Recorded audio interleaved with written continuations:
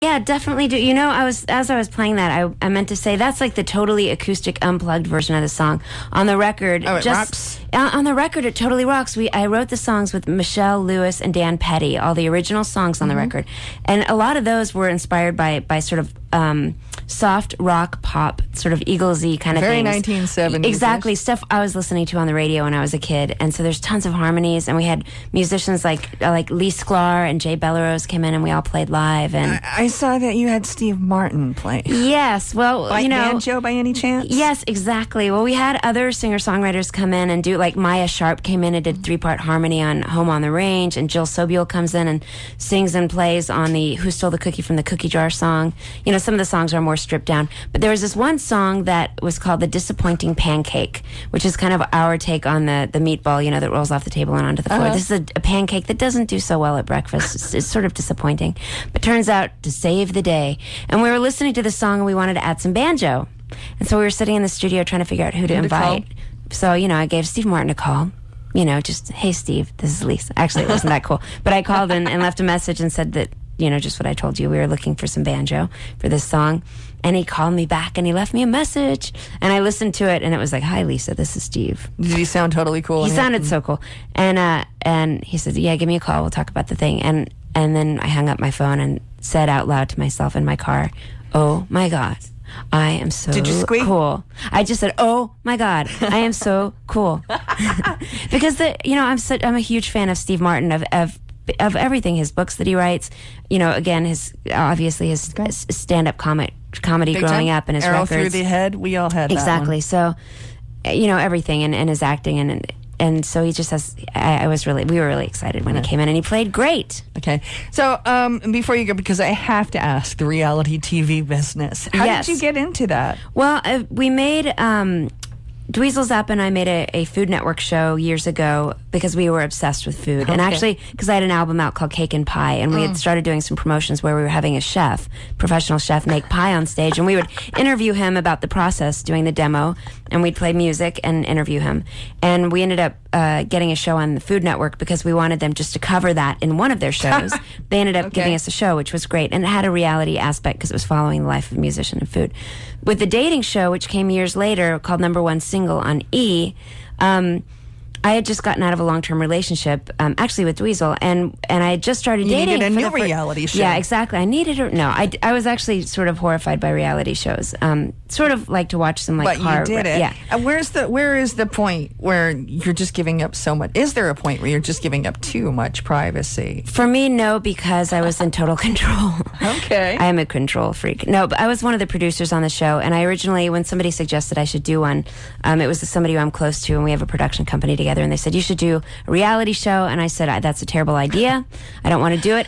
But I agreed to make a pilot for the show, which we shot some stuff, you know, dates and this and that. And we discussed how actually doing a show for me in my 30s, showing the balance between career and dating for the first time.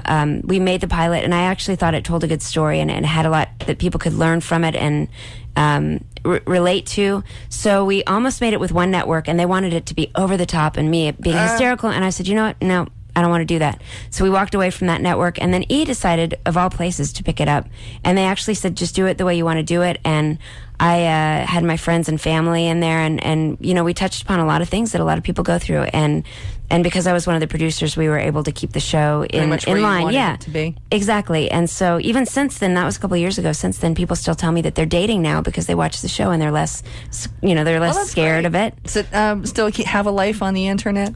Yeah, it does. You know, people watch it. There's a couple of clips in particular that come up when you look up my name, Lisa Loeb. Some that my parents might not always want to see. But again, it was this all is within the reality viewing, of my life. Right? For the most part. Well, it depends. We're going to on see this on YouTube. which family you're in, Okay. but yeah, no, it's family viewing. Nowadays it is. Probably when I was a kid, it wouldn't be considered family viewing. But all right, you want to play one more before you head out? Sure, maybe I'll play one of the songs that I thought was a counselor's song when I was growing up. And turns out it was not a counselor's song. It goes like this.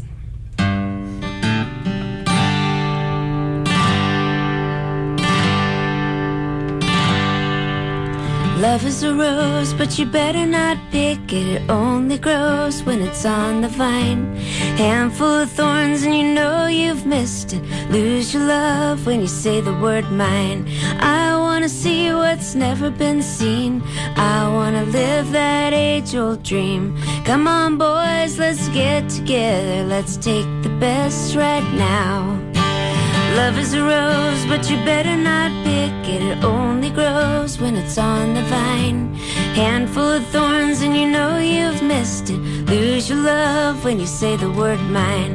I wanna go to an old hoedown long ago in a western town.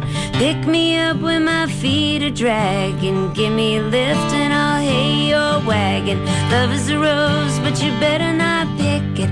Only grows when it's on the vine. Handful of thorns and you know you've missed it. Lose your love when you say the word mine.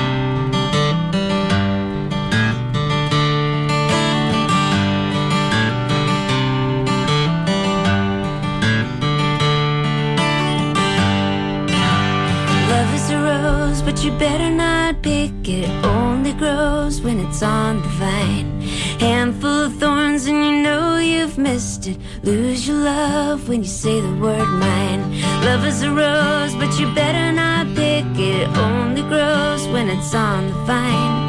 One handful of thorns and you know you've missed it. Lose your love when you say the word mine. Mine, mine. Lightning 100, Lisa Loeb. Thank you so much for coming by this morning. Nashville Sunday night last night, Barnes & Noble this afternoon. And then later on this week, I saw you're going to be doing some more business in town. Yeah, I'm going to be teaching a songwriter workshop at the National Guitar Workshop here in town. And all the information's on lisaloeb.com.